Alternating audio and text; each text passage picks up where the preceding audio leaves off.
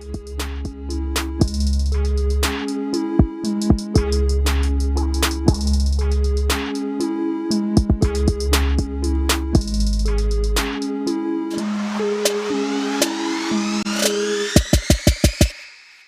is up? What is up? What is up, everybody? Welcome back. Ringborg, Danny, and Bo Mason in the building. Yes, as sir. the boss man has took off to Florida. He deserves a break every now and again. You know, he had to go handle some business out there, take care of a few things. And, he checked the weather. It was like 86. And he's like, bro, I got a pool I've never been in. I'm like, yo, do your thing, champ. Do your thing. So me and Bo holding it down. And we will have a special guest in the building. My boy Frank Steyer pulling up to talk about the big news, something that we've actually covered here on the Boxing Voice, Bo, as it's been ordered. Terence Crawford, the WBO welterweight champion, and Alexis Rocha have 20 days to negotiate before they go to purse bid. I got a question for you before you ask me a question, because I feel like you was going to ask me a question on the back end of that. Are you surprised? Not one bit. I'm not surprised. Not one bit. It's like they presented it to us when Bud came to the Rocha's last fight, with Oscar, took pictures with Oscar and all that. I feel like that was the presentation without necessarily just saying exactly what was going on. They were letting us know. And I'm not surprised. Are you okay with the fight? Why not? Why not? I mean, I'm going to be honest with you. I think it's better than a lot of the other shit we've been getting. I wouldn't mind Bud Rocha. And quite frankly, Virgil turned it down. So it's like Rocha stepping up, if anything. Why would Virgil turn that down? What do you mean, why? Like, why? Like, I don't understand why. They felt he wasn't ready. He turned down. Oh, you talking about the Bud fight? Of course. Okay, I thought you were talking about he turned down Rocha. I'm like, why would he turn down Rocha? But yes, he did turn down the Bud fight. I do recall that. Yeah, so, they felt he wasn't ready. And look, man, to see Bud back in the ring, it's always a good thing. Quite frankly, I think Rocha's better than a David Avanesian. I think they're the same level. Rocha's best win is, Black Ops, and he lost to Rashidi Ellis. I respect Rocha. I think he's a great fighter, technically especially, but, Avanesian a great fighter. I feel like the Black Ops win just as good as like a Josh Kelly win. No disrespect to Black Ops. Yeah, but isn't Rocha a more alive fighter? Wouldn't you say he is, a younger fighter, hungrier? Than Avanesian? Yeah. Yes. You can't debate the age. So, yeah, he is a younger fighter. As far as hunger, I ain't really, heard Avanesian say too much, nor have I heard Rocha really say too much. So the hunger level, I can't tell specifically, but definitely Rocha is younger, and he may present more of a threat. But I like Avanesian as well. I wasn't upset with that matchup. I wasn't necessarily upset, but it was one of those things. At that point, Bud had already been out of the ring 13 months, bro. Exactly. You know what I mean? With this, it's like, we see him back. He's going to be fighting somebody who fought, 3 times last year? Yep. He's already had a fight this year and won by highlight reel knockout. I don't mind this fight at all. We kind of saw this coming. We've covered this. We saw the change in the rankings in the WBO where Virgil was number 1. But he obviously has chosen to go a separate route, the WBA route. He will be facing Mantis Thenonius April the 28th, if I'm not mistaken, or the 29th, actually, I think. And that'll be in his home area of Fort Worth. Mm-hmm. So, he is challenging for a WBA regular title.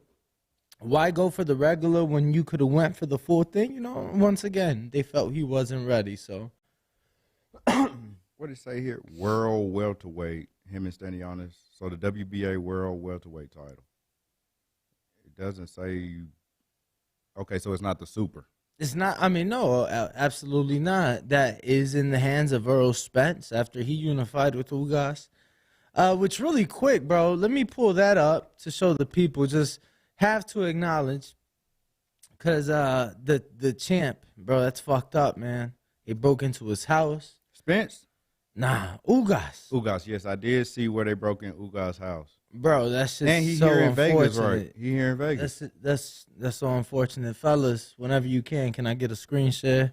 I want to see that myself as well. Boom. I like this screen share. You got your hands in it. There we go. Yeah.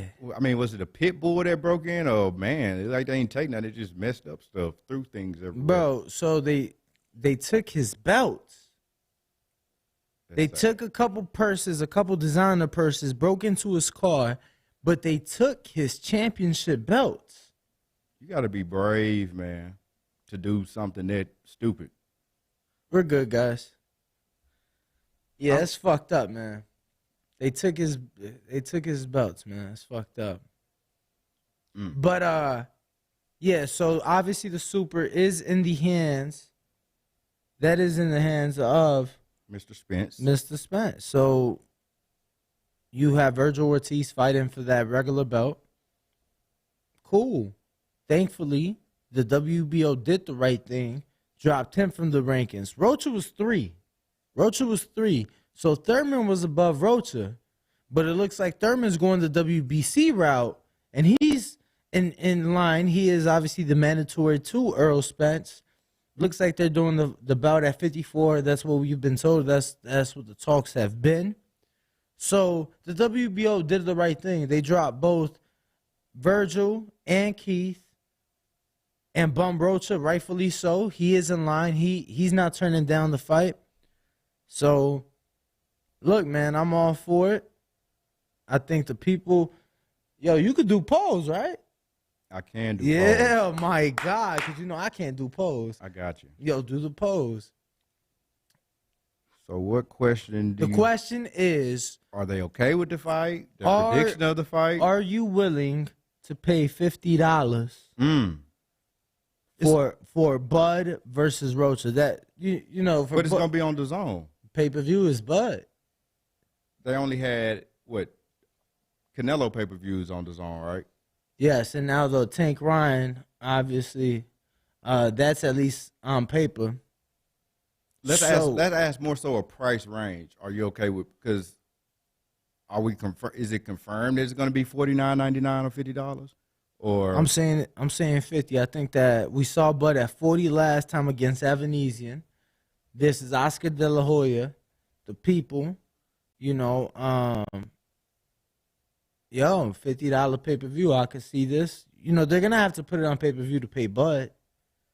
And I think we're seeing Oscar honestly take a step forward in the right direction. Bro, he's made the biggest fight in boxing right now in Tank and Ryan. He's going to bring there's a lot of people that always say, oh, I'll never get the zone. I don't want the zone, dead zone, calling it all type of names. I think he's going to bring, Bud Crawford will bring a lot of those fans who never would have purchased the zone over to the zone. So you don't think they do a pay-per-view? The zone pay-per-view. Yeah, the zone pay-per-view. Yeah, so based off what you was telling me earlier that they did the Canelos and then they going to do the Ryan and Tank Davis, I agree that, yes, this probably would be the zone pay-per-view. But I think people will sign up as well. They should apply a discount for people who are subscribers. They take like $10 off, I think. Yeah. So they take like 10 off. I'm going to redo my subscription because my subscription expired. I didn't re-sign back up. I'm going to sign back up, and I'll be purchasing their pay-per-view as well. Oh, no. I ain't going to lie. You ain't going to lie what? I need more. I ain't paying. Bro, I'm not paying them $25 a month. But let me tell you something. They give us cars almost every weekend. Let me tell you something, brother. I pay $32.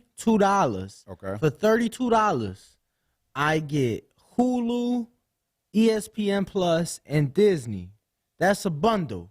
Then I add on through Hulu, Showtime, and Stars.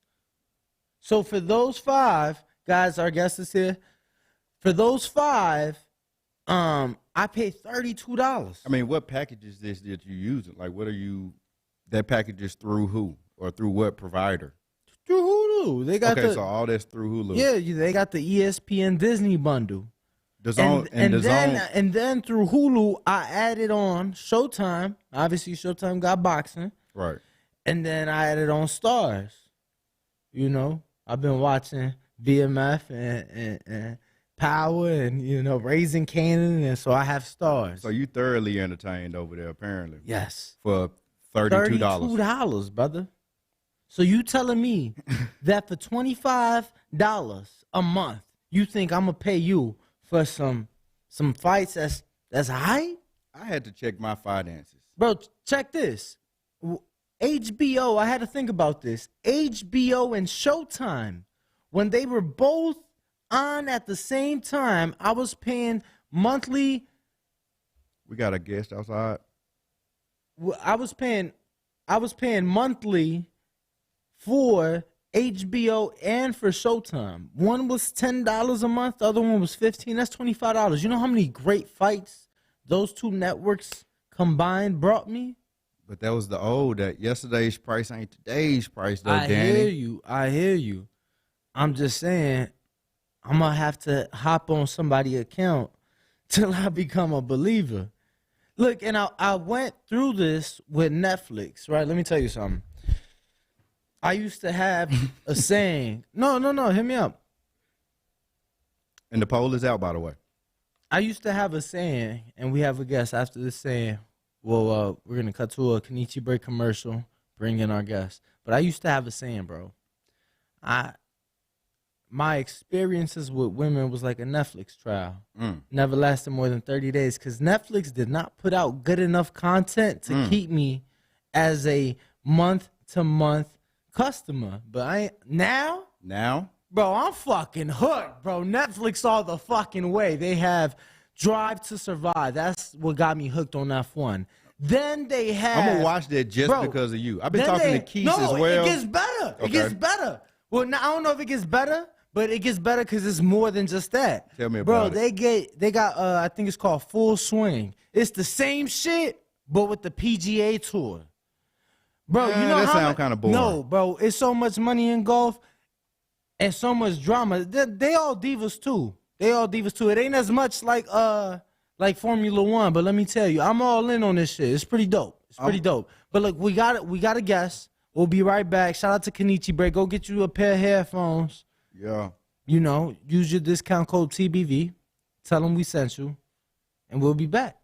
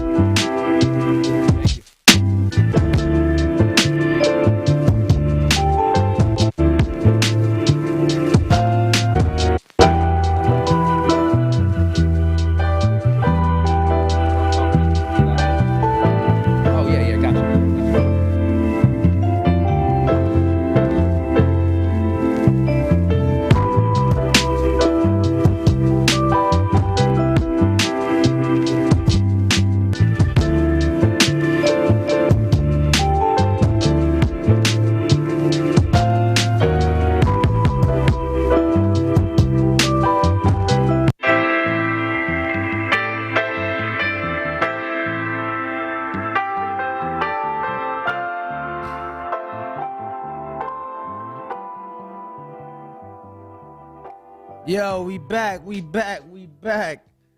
Bo, we got my boy Frank in the building. American Love Machine.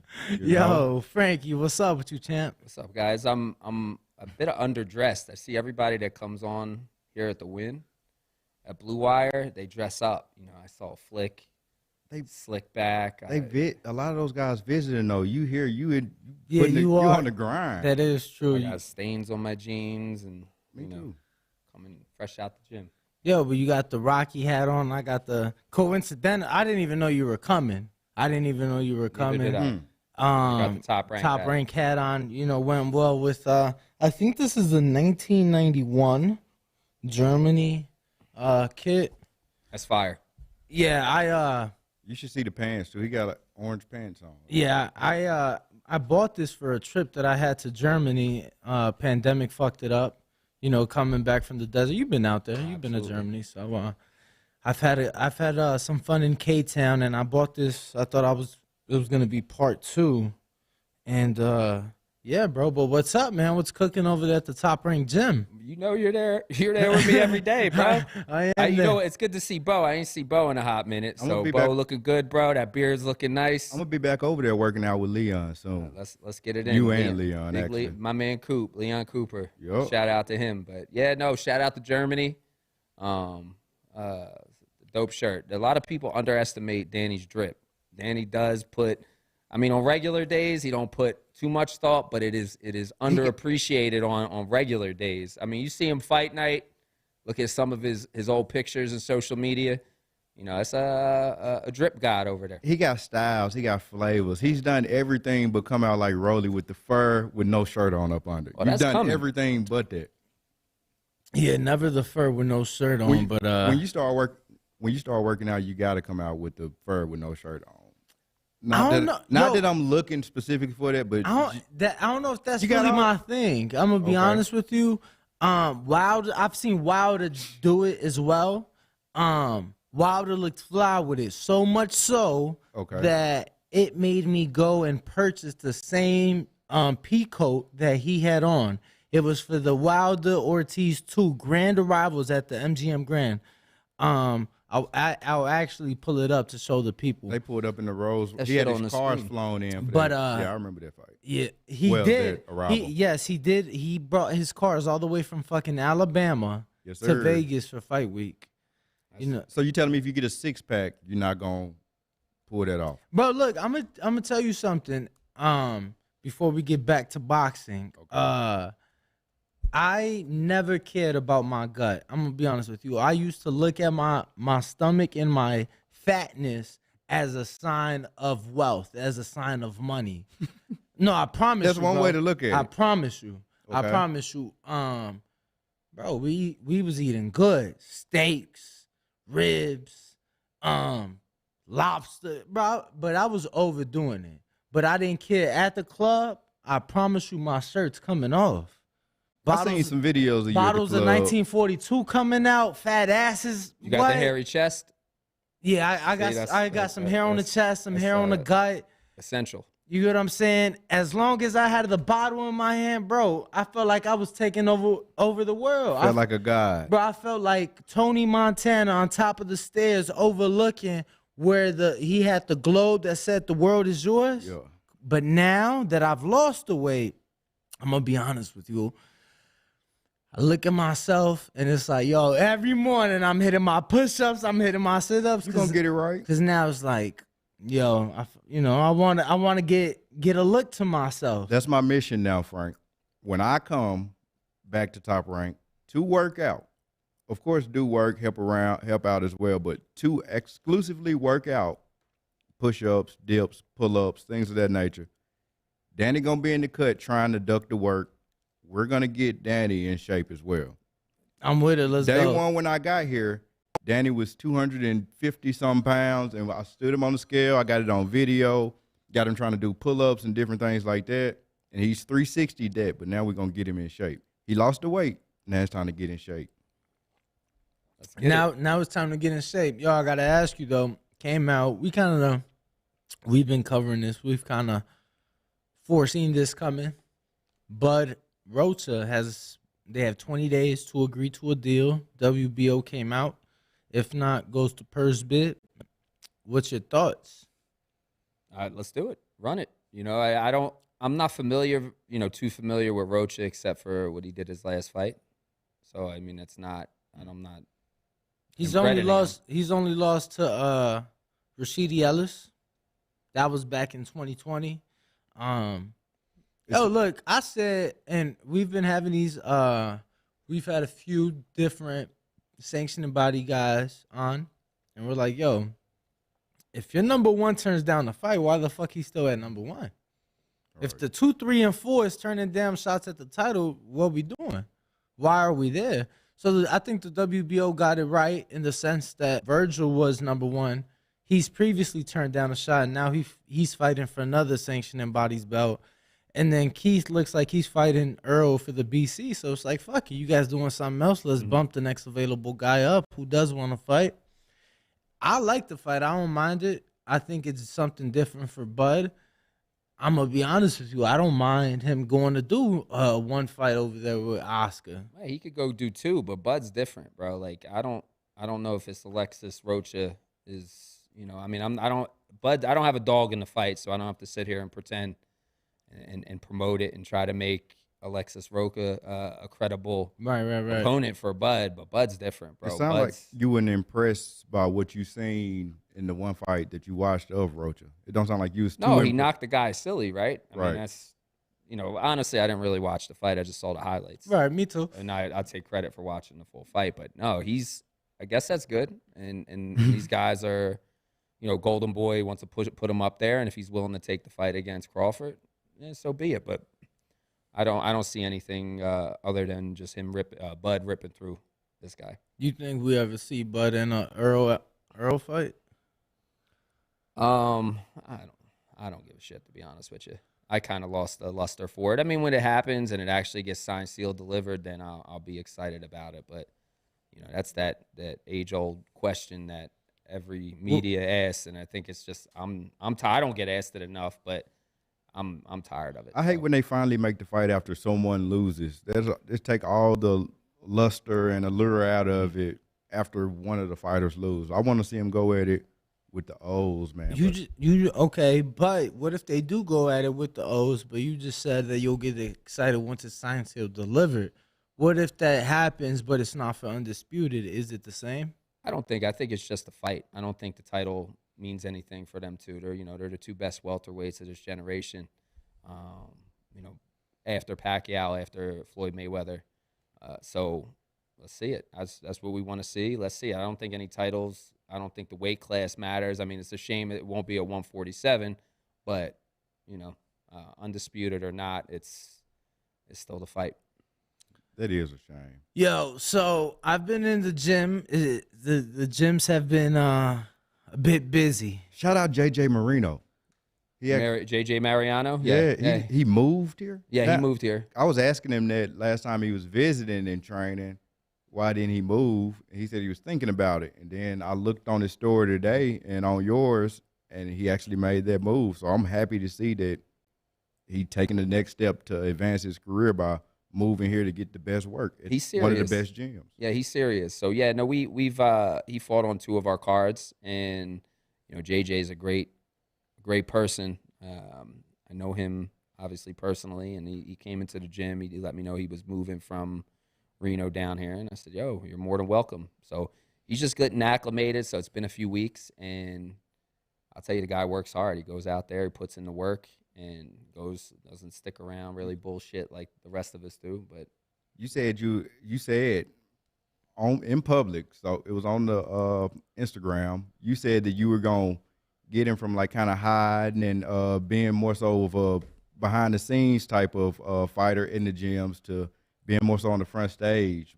I can't remember exactly what you said, but that was what you was pretty much saying. That but what the fuck you talking about, man? You got to look at the story. So I had said I didn't know we was having Frank. I would have paid more attention. Guys, let me get a screen share. Cause this is the code in question that I was referring to. Whenever they get this is the Wilder code. But Frank, who else been impressing you over there at the gym? A lot of guys in there. Oh, everybody. It's hard to. I mean, I'm gonna try to run some guys down. I mean, who from the gym watches the show? I want to make sure I give them a shout out so they don't feel bad. You know, the ones that don't watch the show, I ain't gonna mention them. But yeah, first and foremost, undisputed lightweight champ Devin Haney. So you know he's been doing this thing. Pre-camp, getting ready for Loma. I mean, you pre-camp, full camp, a week before the fight. The way that guy works, you wouldn't know the difference. Yo, I just gotta ask Frank because we both were there, bro. And you know, I'm not the first one to say it. Like, it's not like I'm just breaking some secrets, but like, I just know that Paro's fight was all of a sudden canceled a couple days after he posted that picture with Devin. Mm-hmm. Did he spar anybody after Devin that you know of? I'm not aware. I'm not aware. I'm not gonna. It was world class sparring. World class sparring. Yes, sir. You know, stuff happens. I know Liam likes to get down and dirty every time he spars. He's a hard worker. Like I said, elite at 140. You know, I think barring any injuries, I think he'll be a world champion soon. So, you know, and a great person. He's been on here.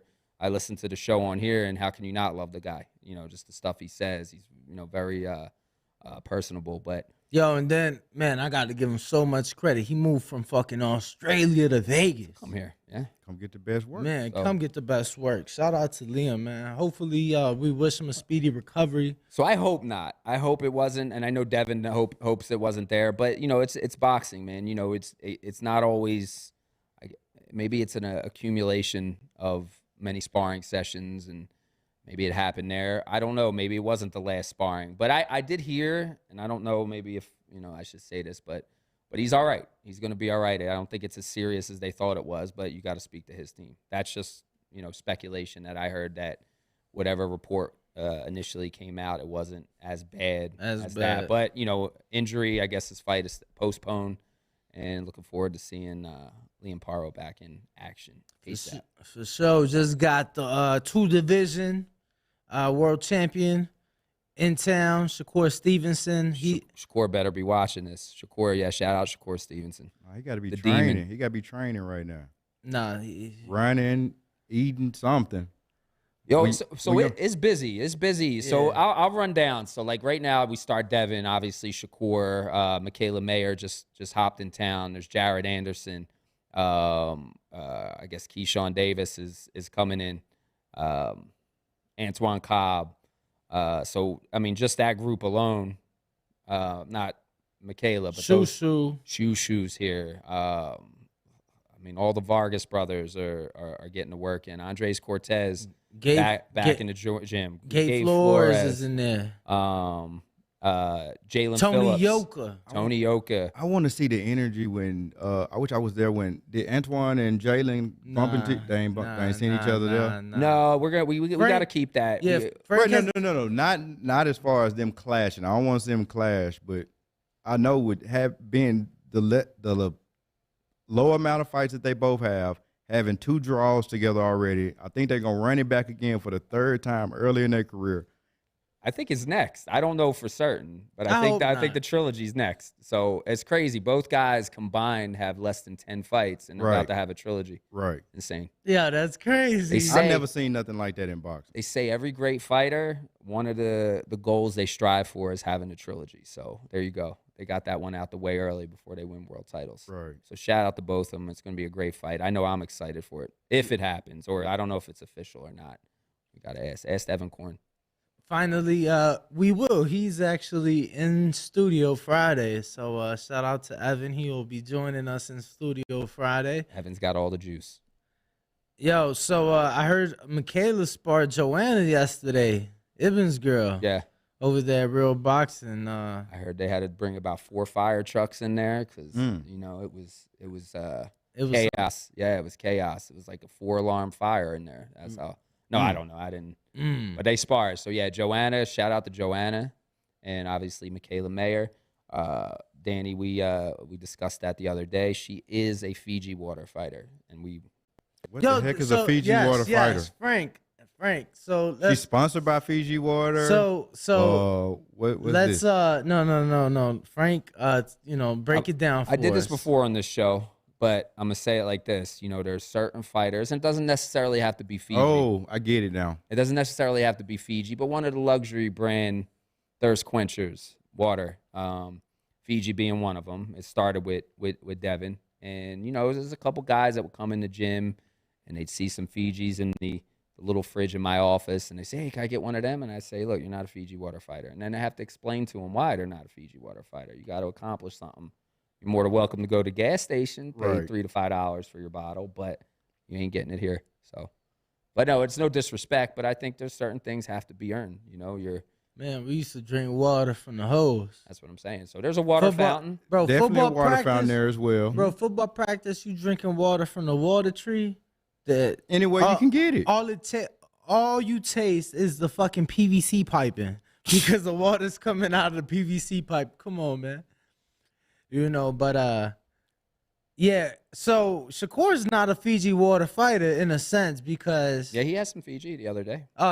he Of course, 100% he is. That's if he no, I if know he needs it. I know he's that caliber, but you said he don't like Fiji, right? I mean, he'll drink it. I'm Okay. sure he drinks that over the Members Mark brand that we also have. Yeah, you got that Walmart. I ain't never seen Fiji Bro. in the gym. I only seen like the Walmart water Nah, or whatever. Bro, But I'm appreciative because it get hot in there. I just want some Get water. hot as I like It that. don't matter what the brand is. I like to have some refreshments for our guests and our fighters. Not all of them want to hit that water fountain, even though it's purified. Or not purified. What is not purified? Yeah, it's purified. So they don't want to hit that. So we got bottles. It's nothing. It's nothing. What to us. about distilled? Because we actually have distilled water here in studio. You want one? You Oh, want I'm distilled okay water? for now. I appreciate sure? it. Thank What you. about an espresso? You got espresso here? Yes, we do. All Oh, types of flavors. shit. He almost Yes, jumped sir. out his seat there. No, that's impressive. Yes, sir. Sit here. You ever have anybody sit here and drink an espresso while they were? I don't know if they've ever sat there. I usually have one during the show, but it was a late start for me this morning. So like my coffee, I had it later, so I didn't really need. You sounded a little groggy when I spoke with you earlier. I'm like, is my boy still napping or what? Not yeah. I mean, probably. Yeah, I was laying down for sure, champ. It was like 8 in the morning. I never get to sleep in. It was a little later than that, but I hear you. Yeah, let me tell you something. Funny story. So yesterday at like 6 o'clock, I'm laying down and I call Frank. PM or AM? PM. And I call Frank. I'm like, yo, we still on for the night? Champ's still coming through? He's like, yeah. He coming through. So, I make my way to the gym. It's like 7:15, 7:20. Me and Frank looking at each other like, bro, nobody's here? That's kind of surprising. I'm like, you should call Jack. You know what I'm saying? I'm like, he's usually the first one here. You should give him a call to see, what's going on. Yo, he's like, yeah, man, I told you, we ain't training tonight. Look at Frank. I'm like, bro, what happened? I didn't hear it. What happened? Yeah, had me come to the gym for nothing. That's man. big. It was a big mishap there. So I apologize to you, Danny. Nah, but it's I all could have good, swore I son. didn't hear it. There's a lot of stuff going on that day. Bro, and I brought him Starburst. Let me And it tell did. you. That's it. And I brought him Starburst. But Frank was there. Frank was there. No, I was there. It was Frank was there. It was I me, was Frank. under the impression we were working last It was night. So me, Frank. And that's it. that's it. Cashflow showed up. Shout out to Cashflow. We cleared the gym, so it was always, cash flow. I always forget how young Cashflow is. He doing a great job to not even be 20 years old. I don't even think he's 19 yet, is he? Oh, he's 19. He just is turned 19, this yeah. year. But yeah, a good thing about him. I'm gonna say good thing about him. Today he starts camp with Tension. Yeah. So Tension's in doing camp here at DLX. You talking about the tension? Tension, Japanese kickboxing That fought champion that fought Floyd? Floyd. So yeah, Mhm. he's gonna take a run at pro boxing. So Okay. he's doing his camp here. He's got some really good sparring partners. He looked good hitting pads and different things like that. And he wasn't terrible in the fight with Floyd, but he was in the ring with Floyd. So And he's a massive know, star right. in Japan. So, he's out here. So Floyd's going to start camp with him today. And, I mean, I don't know much about Tension's boxing ability, but I know Floyd's and, Floyd and I don't know if I'm in liberties to mention the other guys that are in there, but I can mention Floyd. I think Floyd's going to go in there and tune him up. Yo, interesting. I know it has to hurt to see a talent like Carmel Moten just in your gym, and he probably more than likely, damn near guaranteed, ain't coming to top rank. You know, it's good to watch this young kid. He's 16, not even 17 yet. Don't even have his driver's license. Don't even know how to drive. But man, that kid's something special. I'll tell you. And it doesn't really matter. These guys will end up where they have to end up. And if it's meant to be that they're with Top Rank, then maybe in the beginning of their careers, not when it's going to happen. So, Carmel, he's always welcome. His family's always welcome. He's comes in and he spars. 16 years old, sparring world champions, former world champions, top contenders, and he gets down. So, I'm a fan, and I look forward to, seeing how far he goes and see him early in his career and getting down with these great fighters right now.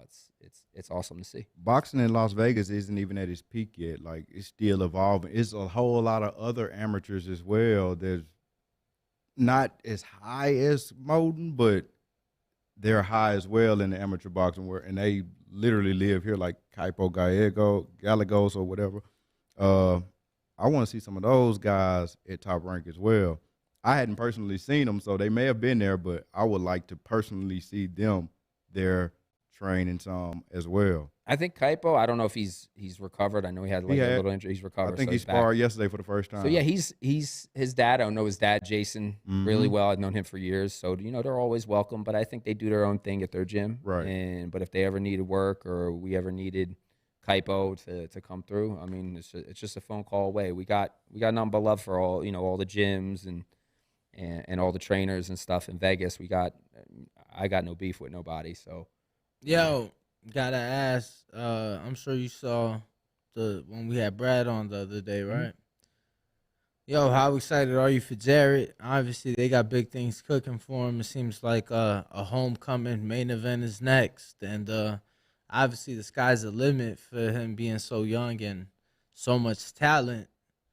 Just your thoughts on what to expect since you get a real close look at him in camp. Well, that's actually it was a good interview. I checked it out, and shout out to Brad Goodman, best matchmaker to ever live. That's the guy that gave me my break in the business. So, he's doing his thing. I know he's overwhelmed with everything he's got going on, all these fights coming up. And, I know he's excited with somebody like Jared for the whole matchmaking team, Bruce Trampler, Evan Korn. He makes it easy for him. There's some guys, I don't say now, we got a pretty awesome roster of great fighters, but there's some guys you don't want to test too early, and Jared's not one of them. Jared, you can put him in with anybody, and like I said, it makes the matchmaker's job easy and makes the network's job easy. And I think the last time a few months ago I was on this show, I said Jared Anderson's capable of beating any heavyweight in the game right now. I said the same thing to Brad off camera like the other day when we got off. I was like, yo, obviously he has to prove it. Obviously Jared has to prove it. But I'm like, yo, anybody in the game he could fuck with right now. Oh, he's good. He's figured this shit out. So, shout out to Jared. Only Jared can take Jared as far as he can go. Whatever. If there's any distractions or anything like that, what can affect fighters. There's been fighters out there, but Jared's got so much talent, so much ability, so much going for him, the momentum. I don't see nothing inside or outside of the ring stopping him. Am I the only one that want Big Baby versus the real Big Baby? Jared Anderson versus Jarrell Miller? Is he taking over for Ness? Remember, it was like I still want that fight. Like, it's a good fight for TV. Yeah, all right. I mean, it's a good fight for TV. You got that right. Not the most. It may not be the most competitive. I think it will be somewhat competitive. I will say, I wouldn't mind that for the Toledo fight. And hear me out, right? Hear me out. Jarrell Miller's supposed to fight Lucas Brown in a couple weeks. Obviously, Jared is fighting April 8th, and then you make the real Big Baby for the homecoming. Mm-hmm. I don't know. Listen, Jarrell Miller, I don't think he's reliable. That's the problem. He ain't a reliable guy. And great guy. Just whatever extracurricular stuff he was doing outside of the ring caught up with him. He apologized for it, I believe. I think he did. I mean, I think we should forgive anybody who owns up to, anything that they do wrong. So if he did, maybe he did, maybe he didn't, then I think we should forgive him and give him an opportunity to go at it clean. But, the Toledo show, I don't know, man. I think his price tag might be a little too high for something like that because let's face it, what really derailed his career was that Joshua fight, and he was supposed to make like some crazy money. And then he lost that because of a dirty test.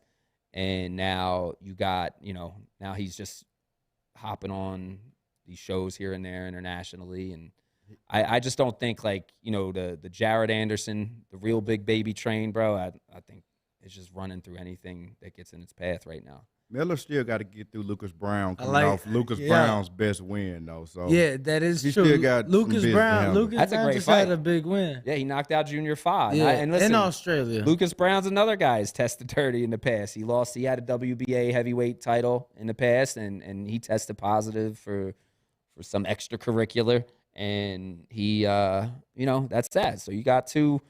Listen, I like that kind of stuff. So I would say maybe if the winner, but what Brad was on here and he was saying, like, you get him a guy with a good record, a nice showcase, let the fans of Toledo, let his hometown, give them, I don't want to say hope, but give them something. They don't have a professional team, so give them something to be proud of. And I think Jared Anderson's the one. There's Albert Bell. There's who else? Is that Tyler McCreary? Robert Easter. Is O'Shea Jones in Toledo as well? No, they're not. They're close, but they're not there. You got Darryl Riley, who's an excellent coach. I think he's back today. I'm hooky in the gym right now, so I don't know if he's there right now. But no, Toledo, that's right now it's a breeding ground for talent. Yo, we got Alicia Baumgardner. I know she's from Fremont, but not too far from Toledo. She upset your girl, so it's a lot of talent out there. You know what though?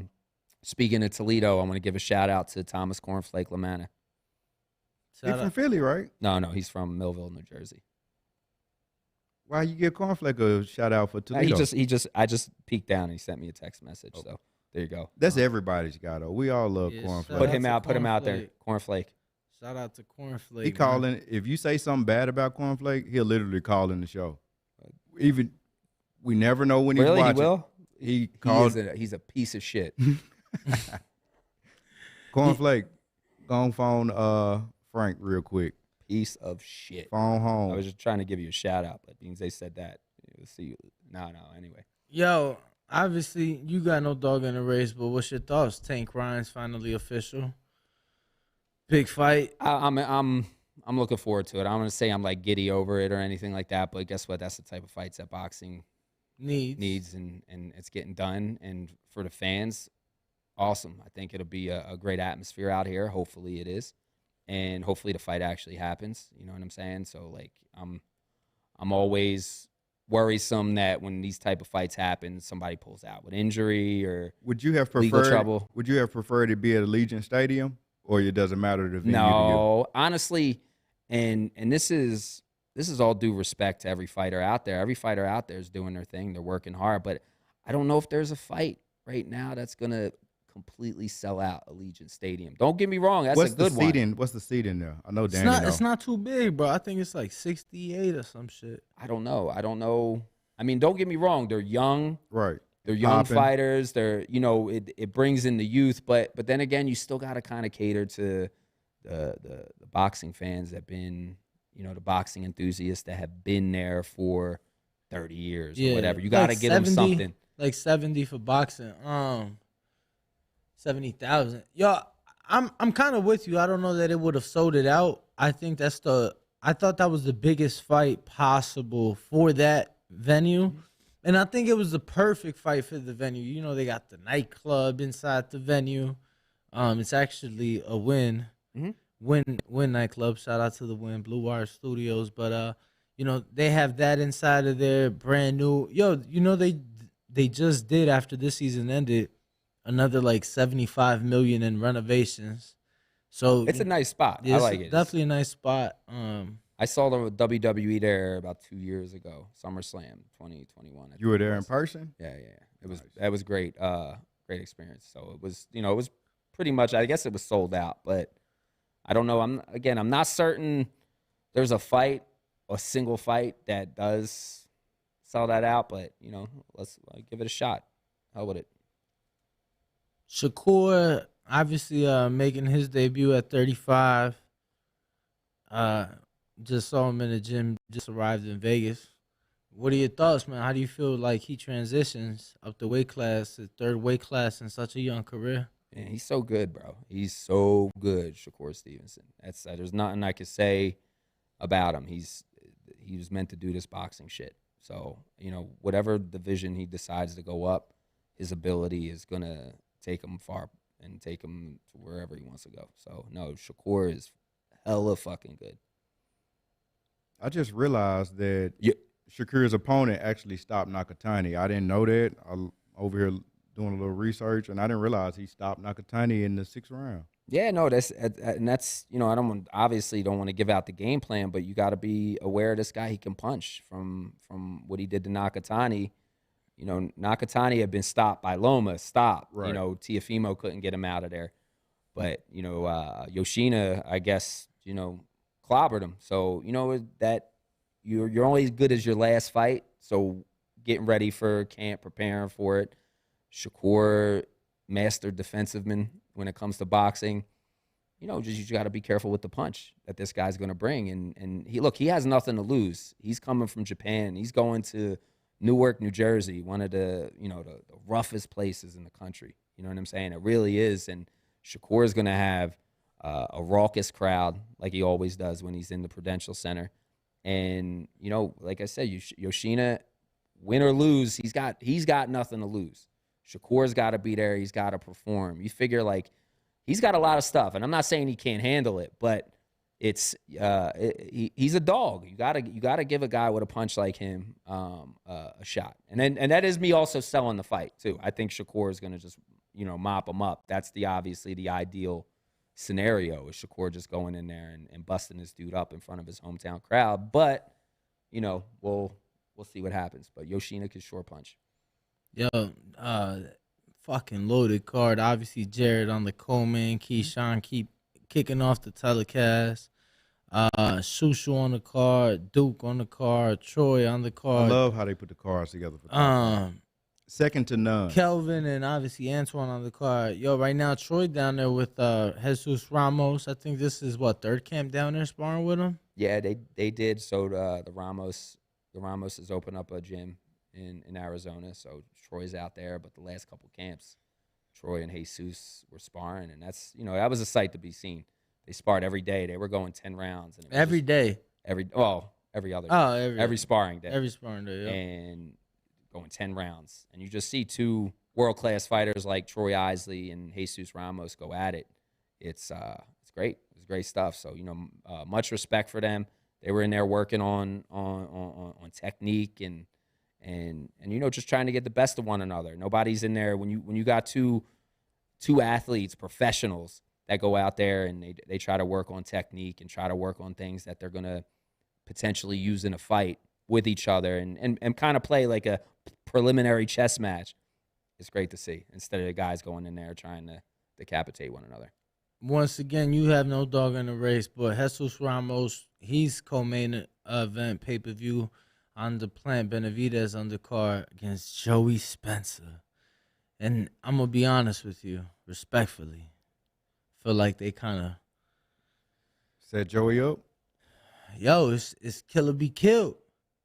It's either you got it or you don't, man. I'm gonna be honest, that's tough. Joey ain't showed me he no killer though. And that's what I'm saying. So I think that Jesus is gonna shine in this fight. But just want your thoughts on that, because obviously you've seen him spar, you've seen him in there with Troy. Just your thoughts on Jesus. Hell of a kid's got a lot of superstar potential to him, but you mentioned he has to shine. He has to shine in this fight, I think. It is the co-main event officially. Co-main, Okay. yeah. So in that slot on such a good event, such a with a really highly anticipated main event is Plant Benavidez, he has to shine, because I do tout him as being a future world champion, Jesus Ramos. So a dismal performance is going to get him another Joey Spencer his next fight, but an impressive, explosive performance, I think it'll he's knocking on the door of a world title shot. Gotta ask. But I like Jesus Ramos in that fight for sure. The main event, one I've been looking forward to for a long time. Once again, you have no dog in that race, but Caleb Plant, David Benavidez. How do you see that, Frankie? I mean, look, I know Caleb. Being in Vegas all these years, I knew Caleb kind of early in his career, and for him, and I'm not going to go against. I'm not going to put my energy towards somebody I don't have a relationship with. So it is a 50-50 fight, I think, on paper. I think a lot of people are leaning towards Benavidez for a right reason, but you can't count Caleb Plant out of this fight. You can't. He's what's on the line for this. This guy does live and breathe this shit. Like there's, you guys been in the gym and you see fighters that are just doing it to make a few bucks, and there's some guys that do it because the money don't fucking matter. This is what they're born to do. Caleb, it's do or die, and it was do or die his last fight with Anthony Jarrell, and in that instance, look what happened. He had one of the best knockouts of the year. I don't want to count Caleb out. I suggest nobody count Caleb out. I know this Benavidez thing is popping right now, and I'm on board as well. But I'll make a bold prediction here on the Boxing Voice. Caleb Plant's going to shock him. I think he's going to stop him.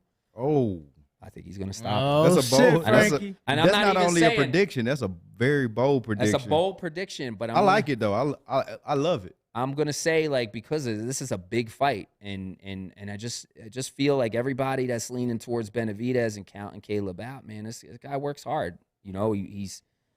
If he loses this fight, I don't know what to say. Caleb knows that's it. That's his life. I know he has a family, but boxing, if it's not ahead of family, it's very close to it. If you put $100 on that, Caleb Plant is a plus 600 to get the knockout. So, I look. Put 100 on there. Look, I was one of the only ones that picked Tommy Fury to win, and I didn't even say Tommy was going to win. I picked Jake. I didn't even say Tommy was going to win by knockout. I said Tommy will win a decision. It'll be somewhat close. But Why the fuck you ain't tell me that before I bet, Frank? I told you. I told everybody. When you start taking Frank's advice, but I'm also wrong. Nah, or anybody's advice for that matter. I take Frank's advice for I'm sure. also wrong a lot of times. When I take a severe underdog, I usually don't. I like the underdog. So let me ask you, bro, because that was a big event. I was saving that for the last, but that was a top rank ESPN. Is these new individuals in Saudi that's really pushing for boxing, are they working closely with you guys? Because obviously you guys put on that event as far as the TV and promotion is concerned. So will we see more top-ranked ESPN events out there? Which event specifically are you speaking of? Nah, just in general. Can we see that Devin Lomachenko in Saudi? Could we see some of these other big fights? Tyson Fury's been out the ring a minute, and after what he did, I felt like he deserved the year he had last year. But I want to see him back in there with somebody tough. Like, I want to see him in there with Usyk. Yeah, I mean, I don't know what the whole contract details are, stuff like that, but I thought it was a great event. I thought it looked good, and shout out to Mayer Abdallah, a good friend of mine. Killing it. Made it. I'm super proud of him. He was doing everything. He was commentating, interviewing, breakdown. He was hosting, and then a lot of people don't know everything that you've seen that was shiny and pretty. That was him, and obviously everybody in Saudi Arabia had a piece of it. But this guy, he's a genius when it comes to this stuff. And as you can see, he's a hell of a talker. So he's good for TV and he's good for business.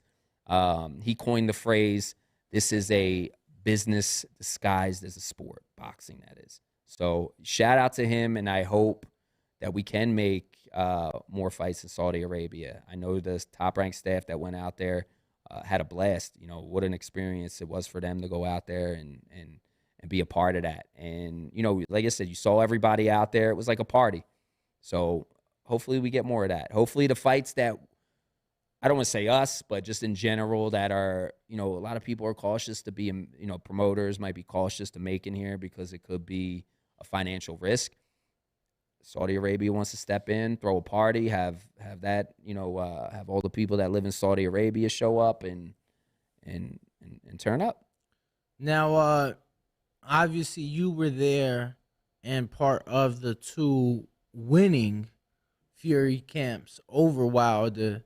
How was it for you just seeing that moment that they shared out there? Because for me, you know, I thought it was really dope seeing them do their thing and seeing them embrace after the 3 wars that they gave us. Yeah, it was, you know, for being with Fury for his first 2 camps, Tom Schwartz out of Wallin, it was fun. We had fun. And it was, you know, I got to know Tyson and the rest of the team on a personal level, and it was great. But then once the Wilder fight happened, the second, it was all business. So being a part of that, it's like I took it personal because I didn't like Deontay. I used to like Deontay Wilder before he fought Tyson Fury, but I didn't like him because we were in camp, and I didn't want to be there. I wanted to have fun. I wanted to do what we did them last 2 camps. But for the second and third Fury fight, man, what we went through, I despised him. You know, I despised his team. Everyone except Malik Scott. Malik Scott's always, you know, that's my brother. So He had a chip on his shoulder, man. but we went in there. But you guys like gotta realize this. It was Top Rank versus PBC. Biggest heavyweight fight. The second one going. So you had to pick It wasn't picking a side. We were, you know, That not just was I top Right, ranked, right. but I was also Fury. So I got get this. it. I got miserable. Like I was miserable. Like I couldn't tell you anything that was fun that was happening. I didn't sleep. I couldn't wait for it to be over. But the whole goal, the whole mission was to beat the shit out of Deontay Wilder. And Team Fury on those 2 occasions were blessed to have done that. Now, if I'm not mistaken, didn't you create the big Dosser stool with Wilder's face on it? Yeah, so I have 4 stools. I created 4 stools. The first 3 were kind of generic. I'm talking about created, like you carved it. No, I don't Okay, fucking okay. know You carpenter. just created the design.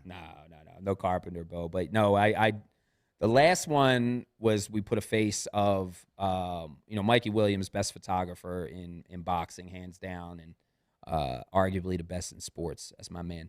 But he had a picture, and we were cooking up the idea on how to make the stool, not just a certain color. Well, I was doing it. I was matching Fury's trunks. The stool, I was just painting it whatever color his trunks were for him to match. But this one, we wanted to do something different. So the idea was, like, let's get a picture of Deontay Wilder's face and put it on the stool. So in between rounds, You know, it's hard for me to hear this. I'm listening, but I'm from Alabama, so I'm listening. It hurts to hear this, but I'm listening. Guys, can I get a screen share, please, to see the stool? Oh, man, that hurt to see, too. So yeah, in between rounds, Oof. I mean, listen, I'm not gonna act like I'm like some Picasso, but it was good. It got a little buzz before the fight, and The quality looks good. So you put, I mean, oh shit, that's my hand. Yeah, it don't look that great. We're good, guys. The quality look good. So just to be clear, did you put like the glitter? Because it's like glitter. bro, I'd be dazzled. I had spray paint with glitter. I tried to really, it didn't. I honestly, I thought it was gonna be. You see how nice and fancy this studio is. I was hoping it came out like that, but I'm a kid from South Philly, bro. So we try to make it work.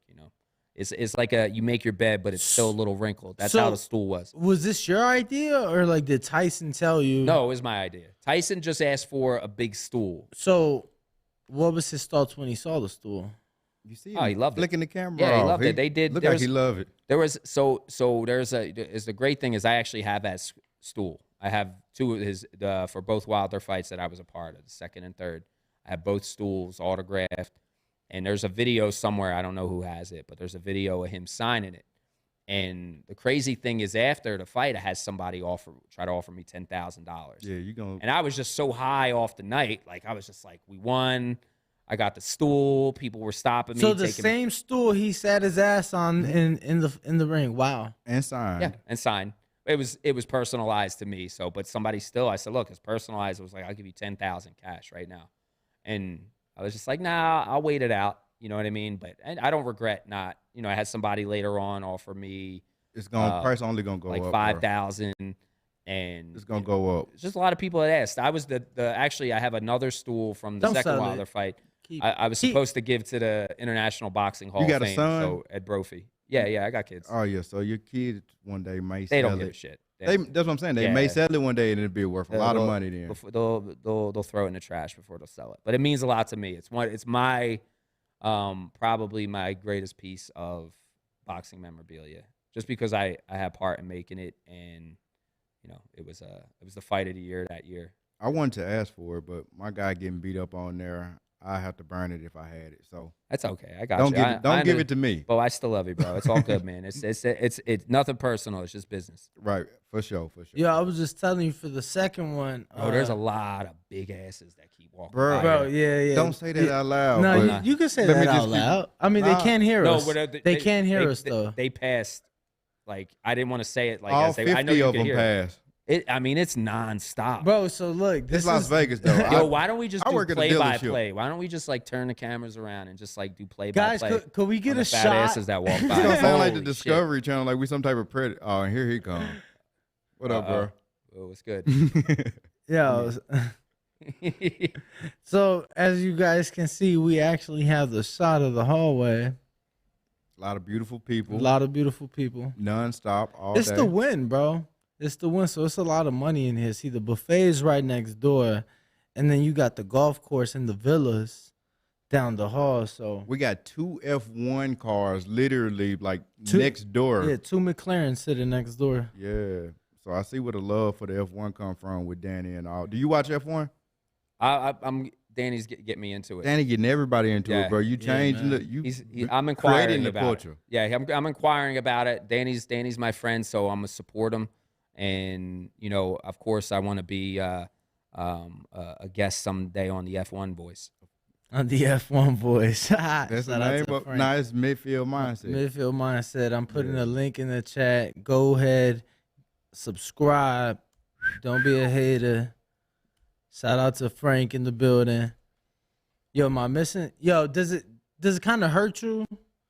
You know, because I know you've been close with Loma, and it's like, damn, now he got to fight Devin. No, I was never close with Loma. Never. No, close with I Loma? never. That's You just get him sparring. I've done every. So listen, this is funny. So every camp that I don't want to just say get sparring, but kind of coordinated his camp. And I never was there in person. I was never there in person. Most of the times, he didn't even know who I was. Right. And then later on, Egis Klimas, kind of was like, "This is Frank. He's done a lot for us," and Loma was cool with it. But every fight except Teofimo, he's won, and I didn't do any sparring for the Teofimo fight. So I don't know what the situation is with him and Devin. I'm close with Devin. I'm with Devin every day. So, without me saying anything, what's his name? Evan Korn uses the term, I'm Switzerland. And, professionally, I have to be Switzerland. But I guess that kind of translates to being neutral. But listen, I love Devin Haney. To me, he's family. Lomachenko is a great fighter. He's a Hall of Famer. He's a legend. But I don't know what to tell you there. Devin's going up. Loma is going where he wants to go. That's gonna be a great fight. Well put. Well, Frankie, unless you could think of anything else, Bo, I think that's it for the day. Hold on, what's the guy from Germany? Devin or you got the guy from Germany? Oh, Devin. Yeah, he's coming out. Like Lomachenko. Yeah, he's coming out. Yeah, were you there when he sparred? Yes, I actually did see him spar. Devin. We got some footage on the page as well. I got him. He was just doing some jump rope tricks and stuff like that. Good fighter, and I hope there's kind of like besides Xander, Edgar Berlanga, Puerto Rico's starving for Puerto Rico was a hotbed for boxing, and there was so many great fighters that came out of there. They're not right now. So you got Xander Zayas, you got Edgar Berlanga, and there's a few others I can't pinpoint right now. But then Germany, 10 years ago they had probably a handful of world champions, and they were staging a lot of big fights, especially the big guys. So Fury Klitschko was out there. All of Klitschko's fights were going down there. From there. Marco Huck. He owned the cruiserweight division. So with Devin he came out here. He's supposed to come back in March, and I'm pretty excited about that because he's a great fighter to watch. I'm hoping he's special. If you can get a chance to check him out, he only has 5 professional fights, but there's something special about him. And, he's come out here to kind of get familiarized with the American style of boxing. It's what you have to do. Just like Americans have to get familiarized with the European style of boxing if you want to be world level and elite. I almost let you go. How the fuck I ain't asked? I'm glad I went to your Instagram. Looks like T.O. and fucking Josh Taylor, New York, in June. I know you you pretty much the one that got T.O. signed the top rank. So, I mean, can he pull it off, man? Do we see T.O. return? Is it the take over? Is it the take back? Does he become 2 division? Do you have a relationship with Josh Taylor? Yeah, I've interacted with Josh Taylor, say more over the past 2 years than I have with Teofimo.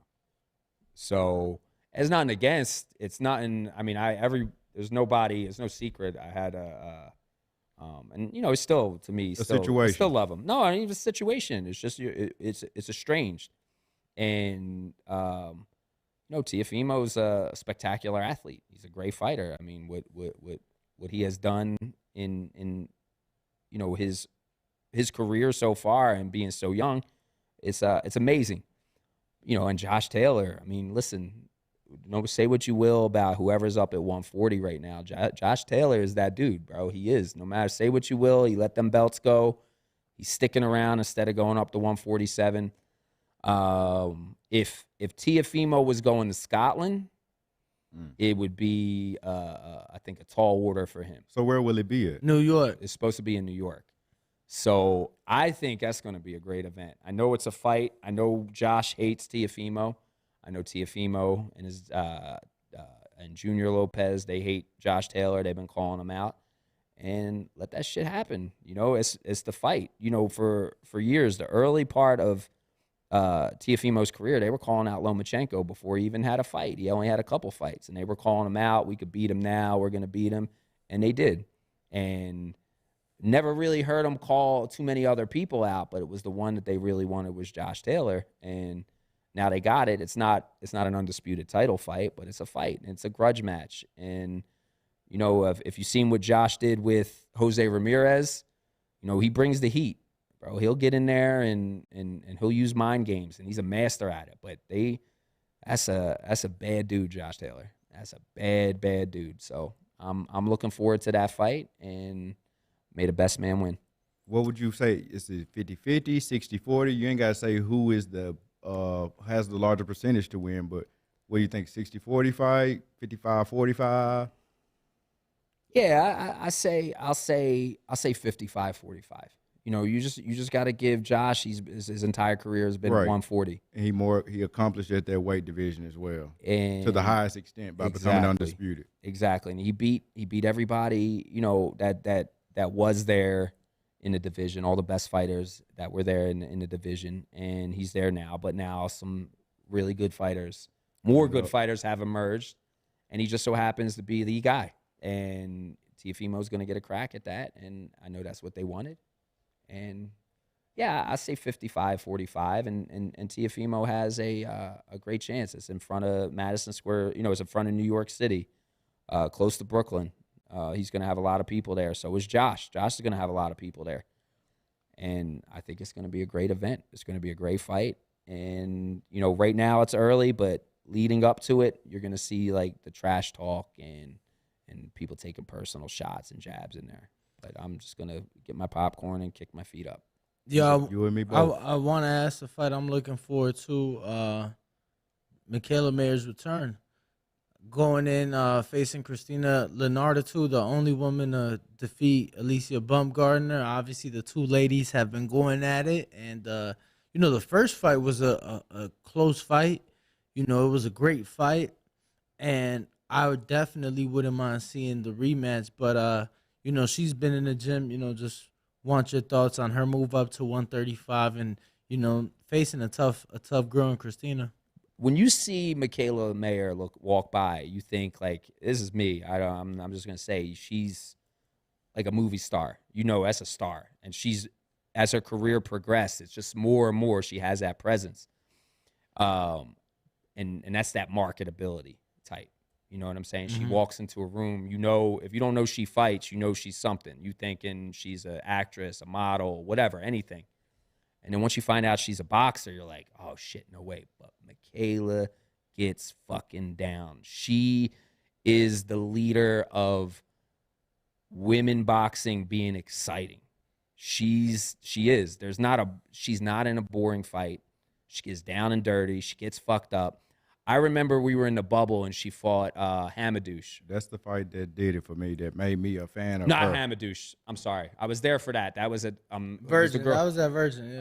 Yeah. Farias. Hamadouche was Farias, the girl Erica from Farias. Erica the Farias. Latin. Yeah. So Argentina. Yeah. so we were limited. You know, you're limited to have as many people as you can. So she had a little wardrobe malfunction.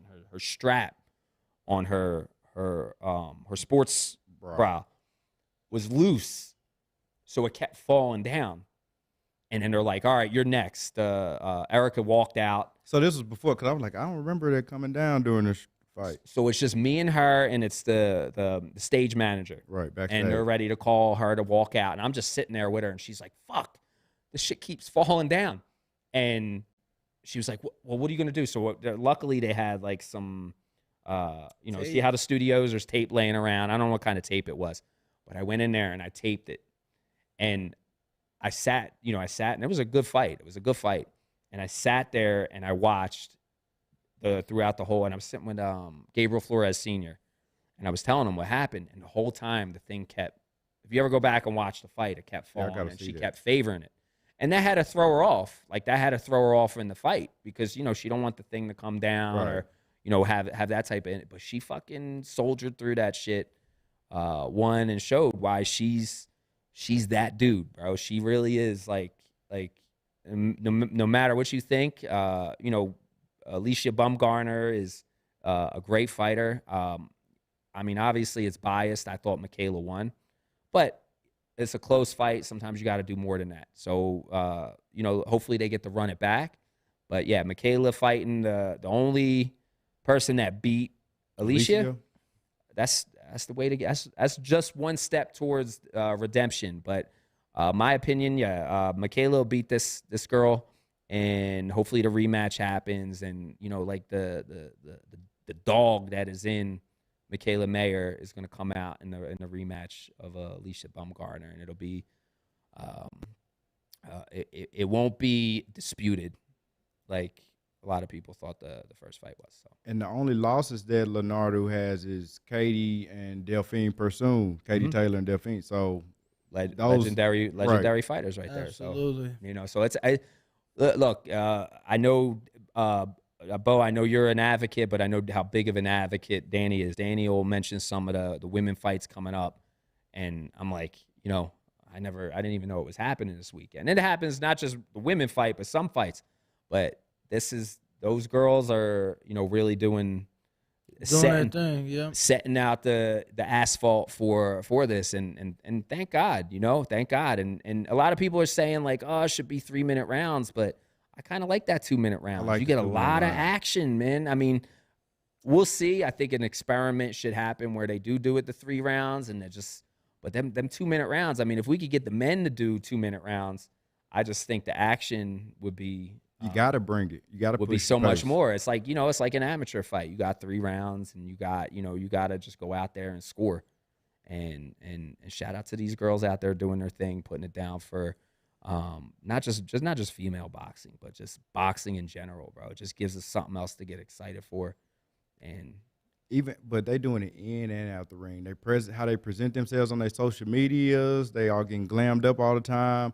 They the back and forth between the fighters. They having like real grudges. Well, it's not just it's the exciting. fighters. It's not just the fighters. Shout out to the women out there that are doing it on the business side, the promotional side. A lot of them that don't get credit for it. Like there's I mean, I don't want to mention names because I'm going to leave some out. Right.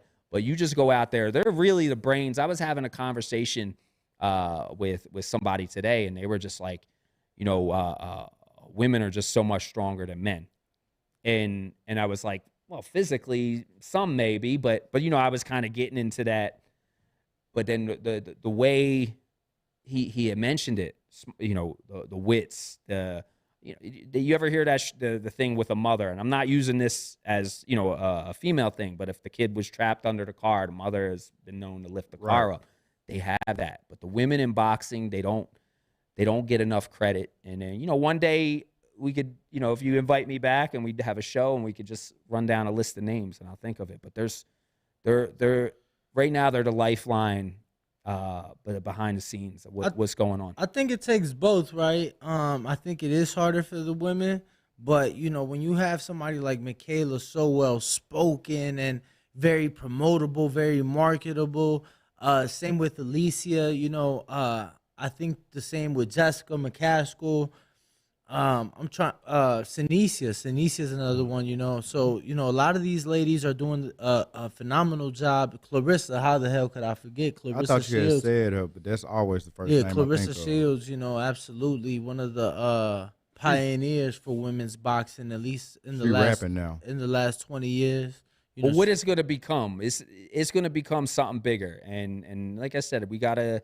The term is getting overused, but we got to give these girls their flowers now. Like absolutely no. You know what I'm saying? 1,000%. Like the Clarissa Shields, all the girls that came from 2016. I think that's when it really started coming out, and everyone that's coming after, it's the fellas are gonna have to step their shit up. No, for sure. And actually fight each other. That's the difference, and like the biggest difference is the best fighting the best in the women's. I know the divisions are smaller yeah, and whatnot. Gonna say the pool is a lot. The smaller. money is not as much as well. You want to see the best fight the best? Come to the Top Rank Gym because we might say that. You can say that again. I'm just kidding. No. Nah, you can say that again. They You can say know that what again. I'm talking about. Yeah, because I'm there the whole every city day. come there. No, I'm Everybody not come talking there. about the sparring. I'm just kidding.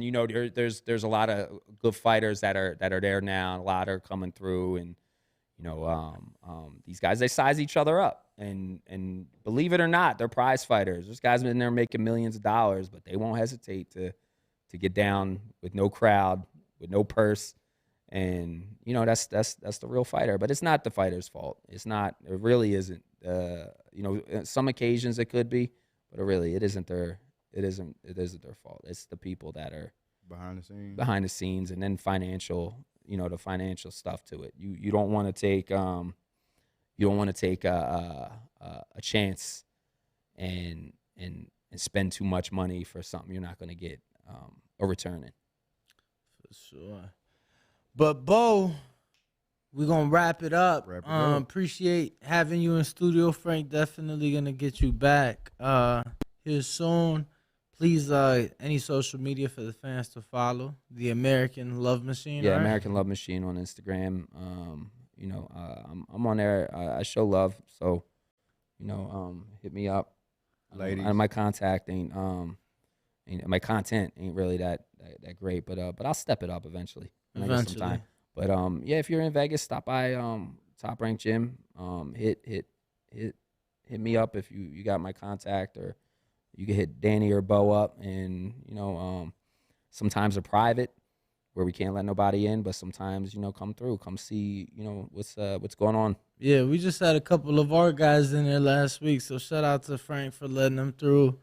Supermax was freaking out because he met Fernando Vargas. So I seen him on the picture. Yeah, that was- Shout out to the Vargases, Fernando Senior, Fernando Junior, Amato, and Emiliano, bro. That's the right now they're the first family of boxing, in my opinion.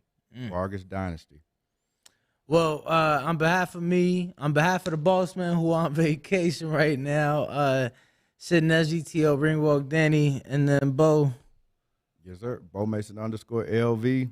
Thank you, Frank, for coming through. Thank you for having me. I didn't expect you, but it was a pleasant surprise. Let's We out. go. Catch us on the next one, 6 a.m. Pacific tomorrow morning. Arrivederci.